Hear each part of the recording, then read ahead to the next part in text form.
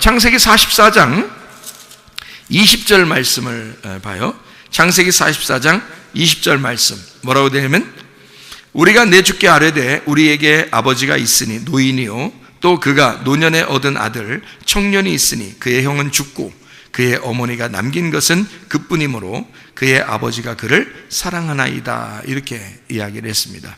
형은 죽었고 어머니가 남긴 아우만 남았는데 아버지가 그를 정말 사랑합니다. 그러면 누구를 또 사랑한다는 얘기예요?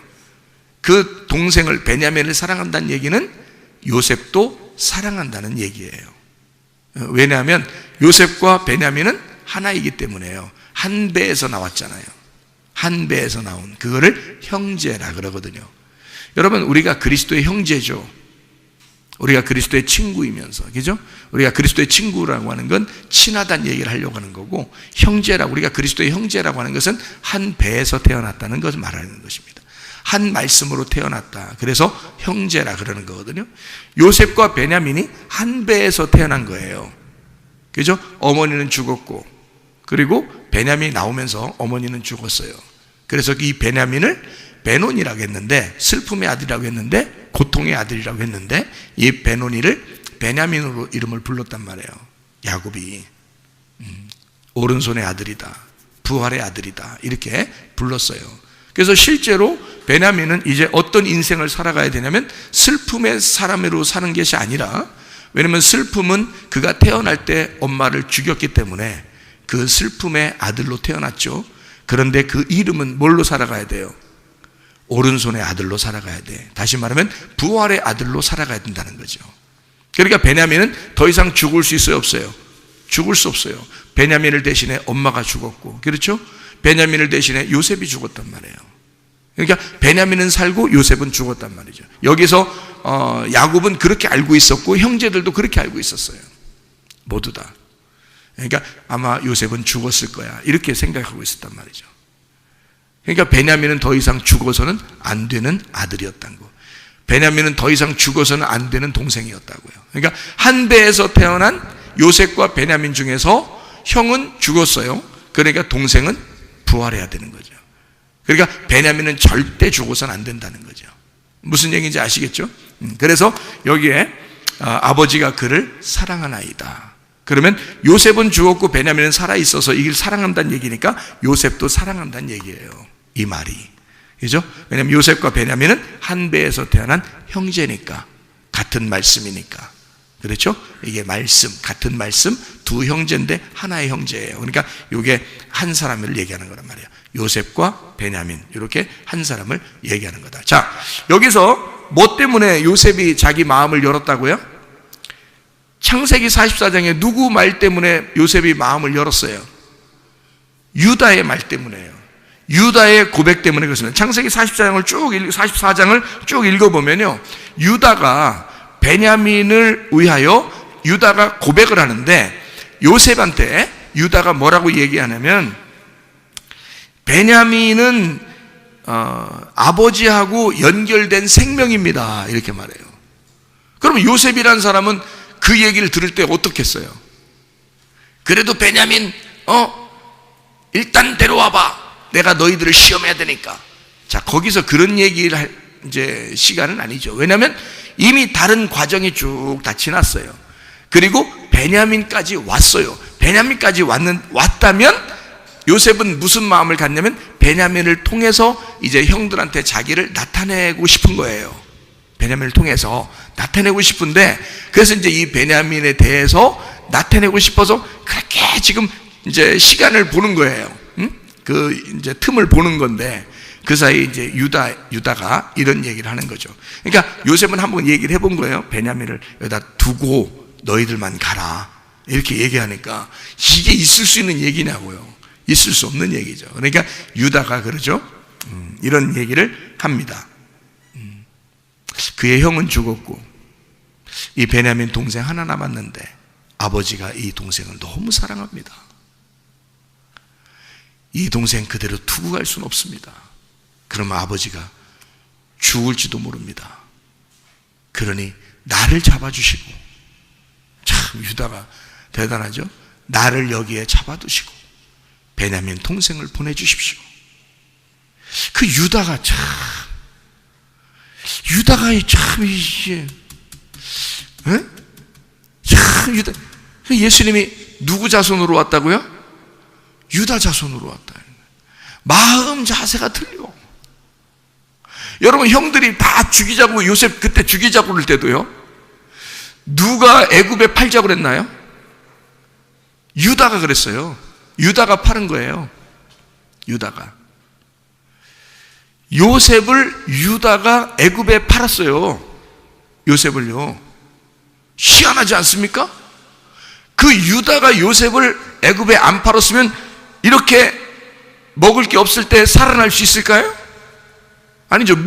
하나님이 미리 준비했다고 그랬죠. 미리 하나님이 자기들을, 요셉을 보내서 이 형제들을 살리려고, 백성을 살리려고 일부러 먼저 보냈다고 요셉은 깨달았단 말이에요. 하나님이 자기를 먼저 보내서 형제들을 살리게 하려고 여기에 애굽에 먼저 보냈다는 것을 하나님의 뜻이었습니다 라는 것을 알게 된 거예요. 그 하나님의 뜻을 누가 한 거예요? 유다 자손으로 예수님이 그래서 오시잖아요. 유다가 요셉을 죽이지 말고 애굽에 팝시다 이랬단 말이에요. 그래서 팔려서 간 거예요. 무슨 말인지 아시겠죠? 그렇지, 참 희한하죠, 그죠? 그래서 요셉이 이 땅이라고 이제 일컬어지는 애굽에 와서 거기서 이제 진짜 감옥에도 갇히고 죽음에서 이제 살아나는 그런 역사가 이제 일어나게 된 거죠. 여기서요, 애굽에서, 그죠? 똑같아요. 예수님이 이 땅에 이렇게 살아계실 때 누가 예수님 팔아버렸죠? 누가 예수님 팔았어요? 유다가요. 아니, 구약에서 요셉도 요셉도 파는 게 유다인데, 예수님 시대 때도 똑같이 누가 팔아요? 누가 팔아야 돼? 유다가 팔아야 돼. 그러니까 유다가 예수님을 파는 것은 하나님의 뜻인 거예요. 그러니까 여러분이 생각할 때, 야, 유다 이놈 뭐 나쁜 놈이. 아니, 그가 죽었으니까 나쁜 놈이지. 스스로 자결하니까 나쁜 놈이지. 왜 자결했겠어요? 유다가 예수님 팔아먹고서 왜 자결했겠어? 왜 자결했겠어? 예수님을 파는 것에 대해서 너무 죄책감 있는 거야. 너무 미안한 거야. 너무 미안하니까 자기가 스스로 자기를 심판한 거잖아요. 그게 자결이란 말이야. 그러니까 자기가 자기를 심판하려고. 아니, 베드로는 3번 부인하지 않았어요? 베드로 3번 부인해, 예수님을. 그러면 자결해야지. 3번 자결해야지. 그럼 이러면 예수님 3번 부인했으니까 베드로는 3번 자결해야 돼. 3번 자결해야 돼. 맞죠? 근데 베드로는 어떻게 살았어? 그냥 꿋꿋하게 살았어. 부활하고 예수님 오시니까 너무 미안해서 말은 못했어. 너무 미안해서. 진짜 나올 줄은 몰랐어. 진짜 이렇게 자기한테 나타날 줄은 몰랐어. 나타났어. 부활해가지고. 너무 미안해서 한마디도 못하고 이제 그냥 오신 제자들한테 찾아오신 예수님을 갈 때까지 한마디도 못하고 있었어요, 베드로가. 그래서 너무 쪽팔리니까 다른 제자들한테 보이기도 그렇고 진짜 너무 쪽팔려서 자기 고기 잡으러 간다. 예수님이 거기까지 쫓아왔어. 그래서 거기서 완전히 그냥 베드로를 갖다가 싹 비껴내버리는 거죠. 베드로를 완전히 비껴내버리는 거예요. 그래서 베드로가 주님은 사랑하는데, 속에 마음은 사랑하는데 진짜 자기가 한 짓이 있으니까 너무 미안해서 그렇게 여기다가 예수님이다 그러니까 그냥 뛰어내려가지고 그냥 주님 앞에 달려오잖아요. 달려오면은 뭔가 얘기를 해야 될 거 아니에요. 주님, 죄송합니다. 저 좀 한번 봐주세요. 뭐 이런 식으로 해야 될 거 아니야. 근데 너무 미안하니까 할 말을 못했어. 예수님이 물어봤어. 네가 나를 사랑하느냐? 3번을 물어봤어. 가슴 찢어지는 얘기예요. 네? 가슴 찢어지는 얘기. 그렇게 해서 베드로는 회복이 됐어요.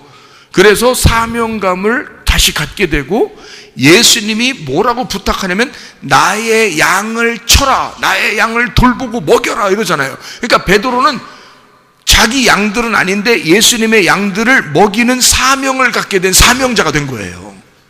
놀라운 거죠. 그러니까 하나님은 누구를 꼭 부르신다? 실패했던 사람을 부르신다. 그래야 꼼짝 못하니까. 실패하고 넘어졌던 사람을 주님이 부르셔가지고 쓰시면요, 꼼짝 못합니다. 그게 나야. 꼼짝 못해. 그러니까 그렇게 하셔. 그러니까 베드로같이, 그러면 가룟 유다가 만약에 자결하지 않고 가룟 유다가 살았다면, 가룟 유다가 살아있다면, 아이고, 부활하신 예수님이 가룟 유다를 얼마나 좋아했겠어요. 저놈 봐라, 내가 가가지고 완전히 싹 빗겨내고, 껍질 빗겨내고 내가 이 가룟 유다를 내가 크게 쓰리라, 이러지 않겠습니까? 가룟 유다만큼 화끈한 사람이 어디 있어요? 그냥 베드로는 찔끔찔끔 3번 부인했지만 가룟 유다는 한 방에 딱 팔아버리잖아. 그냥 그렇게 화끈한 사람이었는데, 자기가 스스로 너무 막 자기를 못 이기겠는 거야. 막 승질나서 못 이기겠는 거야. 도대체가 내가 어떻게 세상에 내 스승을 팔아버리다니. 스스로 죄책감에 의하여 자기가 자기 죄를 해결해 보려고 했단 말이에요. 그게 자결이라고. 그러니까 안 되는 거예요. 우리의 모든 죄는, 가룟 유다는 어차피 팔아먹게 사인이 돼 있었던 거예요. 스케줄이. 어차피 구약에서도 요셉을 유다가 팔아먹었고, 신약에서는 가룟 유다가 예수님을 팔게 돼 있었던 거예요. 이거는 어차피 하나님의 스케줄이었다고요. 하나님의 뜻이었다고요. 그러면 그걸 인정하고, 주님 다시 만났을 때, 주님 제가 정말 잘못했습니다 하고 눈물 뚝뚝 흘리면 되는 거예요. 그러면 주님이 해결해 주셔요. 다시 쓰십니다. 주님이 뭐가 원가심정이 있다고 가룟 유다만 미워하겠어요? 말도 안 되죠. 그렇죠? 그래서 이게 신약에서는 이렇게 되는 거예요. 가룟 유다가 어떤 사람과 같은 거냐면, 광야에서 멸망받는 이스라엘 백성과 같은 거예요. 광야에서. 그리고 광야에서 이스라엘 백성들이 멸망을 받으면 거기에서 태어난 어린 아이들과 이 여호수아와 갈렙이 어디로 들어가요? 가나안 땅에 들어가잖아요. 광야에서 태어난 사람들이 가나안 땅에 들어간다고요. 그래서 가룟 유다는 광야에서 멸망받는 거고요, 베드로는 다시 쓰임받아 가나안 땅에 쓰임받는 사명자가 되는 거예요. 둘 다 똑같이 잘못했는데 무슨 말인지 알겠어요? 그래서 한 사람은 멸망당하고 한 사람은 사명자로 쓰시는 거다. 그러니까 이 두 개가, 가룟 유다가 뭐 지옥 갔겠죠. 어떻게 됐는지 우리는 몰라요. 그렇죠? 근데 너는 안 태어나는 게 훨씬 낫았을 뻔했다 했으니까 예수님이, 그러니까 뭐 지옥 갔겠죠. 그죠? 그러니까 근데 그 가룟 유다가 만약에 하나님의 뜻대로 그의 삶이 원래 그렇게 정해진 순서였다면, 그렇게 정해진 거였다면, 그러면 가룟 유다는 일부러 죽을 필요는 없었어요. 왜냐하면 그 죄, 가룟 유다의 죄까지도 주님이 담당하시고 죽으시는 거니까. 거기다가 맡겨놨어야지. 그 예수에게 내 죄를 넘겼어야지. 그러면 살 수 있었던 거예요. 그래도 그냥 정말 미안하겠죠? 그래요. 그 미안한 마음으로 살면 되는 거야. 뭘 그렇게 죽어? 왜 자기가 하나님도 아닌데 자기가 자기를 심판해서 죽는 거잖아요. 구약 성경을 몰라 가룟 유다가? 알지? 구약 성경을 첫 보면 모르겠어? 누가 요셉 팔았어? 유다가. 그거 잘한 일이야? 요셉 팔아먹은 게? 잘한 일 아니야. 근데 그게 요셉이 해석을 할 때 누군가는 나를 팔았어야 된단 말이에요. 이해가 돼요? 요셉이 생각할 때는 누군가는 나를 팔았어야 돼. 그래야 형제들을 살리는 거니까. 이해가 돼요? 그러니까 예수는 누군가가 팔아서 죽였어야 된단 말이에요. 그 일을 가룟 유다가 맡은 것뿐이지. 그러니까 요셉이 자기가 애굽에서 국무총리가 돼서 양식을 다 책임지고 있을 때 형들한테 얘기하는 거죠. 형들이요, 이거에 대해서 한탄하거나 슬퍼하지 마시오. 당신들 먼저 나를, 하나님께서 하나님의 뜻대로 나를 여기에 먼저 보내셔서 당신들을 살리게 한 것입니다. 당신들의 후손을 이 땅에 남겨두고자 하나님께서 역사하신 것이었다. 이렇게 요셉이 얘기하잖아요. 무슨 말인지 아시겠습니까? 하나님의 뜻을 아는 사람들은 성경의 이 스케줄대로, 이 스케줄이 어떻게 되는지, 하나님의 뜻이 무엇인지를 분별하면 우리의 모든 것은 주님께 맡기면 된다 이거야. 그러니까 요셉이 자기가 다 담당하고 이 형제들과 베냐민은 어떻게 된다? 다 살아야 된다는 거예요. 다 살아야 된다. 자기 혼자 담당하고 다 살려주는 거예요. 고생은 요셉 하나만 하는 거예요. 고생은. 죽었다 살아나는 건 요셉만 하는 거예요. 나머지는 다 살게 되는 거예요. 베냐민을 놓고 요셉과 한 배에서 태어난 형제, 한 말씀인 베냐민을 놓고 형제들과 화해하는 것입니다. 이 베냐민이 뭐라고요? 부활의 예수님이라고. 요셉은 십자가의 예수니까, 죽음의 예수님이니까 베냐민은 부활의 예수님이라 그 말이에요. 이해가 되겠어요? 부활의 예수님. 그 주님 안에서 형제들과 화해하고 하나가 되고 사랑한다 이 말이죠. 그게 지금 여기에 있는 창세기 42장부터 44장까지의 말씀이에요. 그래서 그 유다의 고백을 통해서 야곱은 베냐민이고 베냐민은 요셉이고 이것이 하나입니다. 자, 형은 죽었고 동생은 남았는데 그 동생이 아버지의 생명과 연결되어 있습니다. 요셉이 그 얘기를 들으면 유다가 얼마나 말씀을 잘 깨달은 사람인지 알겠죠. 그죠? 자, 아버지는 살아계신데 형은 죽었고 동생은 지금 있어요. 근데 이 동생하고 아버지하고 생명이 연결되어 있습니다. 그러면 요셉하고도 연결됐다는 얘기야. 그러니까 아버지 야곱이 베냐민이고 베냐민은 요셉이고 이게 하나입니다 라고 하는 것을 얘기하는 거예요. 이 야곱 아버지죠, 요셉 아들이죠, 베냐민 아들이죠. 근데 이 베냐민이 가나안 땅에서 이쪽 애굽으로 내려왔죠. 그 베냐민 때문에 하나가 됐죠. 화해를 하게 됐죠. 베냐민이 누구요? 뭘 말하는 거예요? 야곱은 아버지고 요셉은 아들이고 베냐민은 뭐요 그럼? 우리를 화목하게 만드시는 성령님이시죠. 그렇죠? 베냐민이 그 역할을 하는 거예요. 왜냐하면 부활하신 예수가 성령으로 우리에게 온 거니까. 이해가 되겠어요? 네. 그러니까 이 베냐민 아들을 통하여 그 성령이 우리에게 화목자가 되신다. 여러분에게 성령이 오셔야 화목하게 됩니다. 주님과. 네. 성령이 오시지 않으면요 화목할 수가 없어요. 그래서 성령이 와야 돼요. 그래서 성령이 오셨네, 성령이 오셨네 그러는 거예요.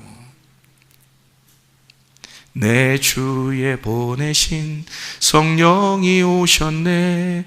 주님이 보내셔서, 그 아버지가 보내셔서 그 베냐민 그 아들을 통하여 우리가 화목하게 되었다. 드디어 서로 화해하게 되었다. 유다는 그럼 어떤 역할을 해요? 유다는 왜 예수님은 유다의 자손으로 내려왔다 그래요? 유다는 어떤 역할을 하는데? 땅의 중재자예요. 땅의 중재자. 그래서 예수님을 유다의 자손으로 예수님이 오신다. 유다의 자손이 누구냐면 다윗입니다. 다윗. 그래서 다윗 왕의 자손으로 예수님이 오는 거거든요. 그래서 유다의 자손은 땅의 화해자인 거예요. 땅의 화목자. 그래서 땅에서 연결시켜주는, 지금 베냐민하고 아버지하고 이 아들 요셉을 연결시켜주는 자가 누구냐면 땅에서 요셉을 연결시켜주는 자가 유다였단 말이죠. 땅의 중재자, 그가 유다였다. 하늘의 중재자가 누구예요? 야곱과 베냐민과 요셉이었다. 그래서 그 요셉과 하나가 된 형제들이 된 것이죠. 자, 누가 십자가의 그 고통을 당했으니까 누가 화해하게 됐다고요? 요셉이 십자가의 고통을 당하니까 베냐민을 통해서 우리들이 모두 다 화해하게 되었다 그 말이죠. 그러니까 예수 그리스도를 통해서, 그 십자가를 통해 우리가 부활하신 예수님으로 하나가 된 거죠.